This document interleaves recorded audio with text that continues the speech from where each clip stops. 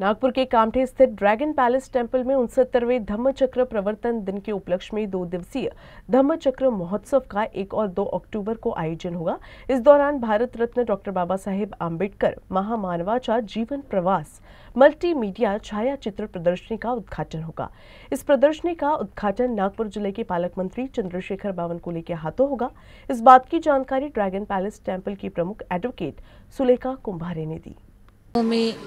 व ड्रॅगन पॅलेसला लाखोच्या संख्येने भेट देणाऱ्या आंबेडकरी अनुयायांच्या स्वागताकरिता ड्रॅगन पॅलेस सज्ज झालेला आहे।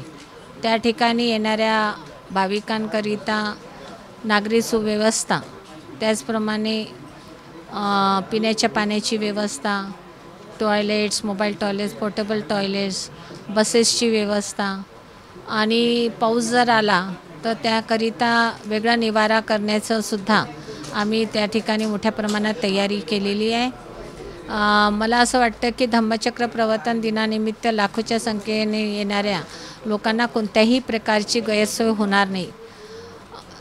धम्मचक्र प्रवर्तन दिनानिमित्त आम्ही 2 दिवसाचं धम्मचक्र महोत्सवाचं सुद्धा आयोजन केलेलं आहे।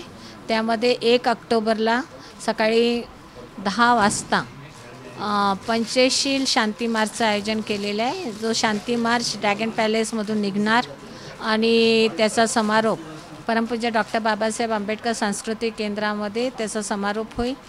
हा ध्वज जो आहे पंचशीलचा तो 69 मीटरचा राहणार आहे, कारण यावर्षी आपण 69वा धम्मचक्र प्रवर्तन दिन साजरा करतो आहे। या ध्वजासह मोठ्या प्रमाणामध्ये धम्मसेवक, धम्मसेविका, विद्यार्थी, आंबेडकरी जनता सहभागी होत। 2 तारखेला मुख्य समारंभ होईल।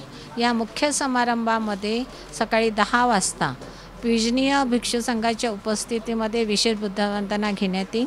या विशेष बुद्धवंदनेमध्ये मोठ्या संख्येने उपासक व उपासिका सहभागी होणार आहेत। परत या धम्मचक्र प्रवर्तनाचं जे क्रांतीचं जे चक्र आहे त्याला गतिमान करण्याकरिता ड्रॅगन पॅलेस पुढाकार घेईल आणि भविष्यामध्ये सुद्धा अशा पद्धतीचं प्रकल्प जे जनहिताचं आहे, जे लोकांचे हिताचं आहे, असे प्रकल्प ड्रॅगन पॅलेस परिसरात राबवण्यात येतील। मी परत एकदा धम्मचक्र प्रवर्तन दिनानिमित्त सर्व लोकांना खूप खूप शुभेच्छा देते, अभिनंदन करते।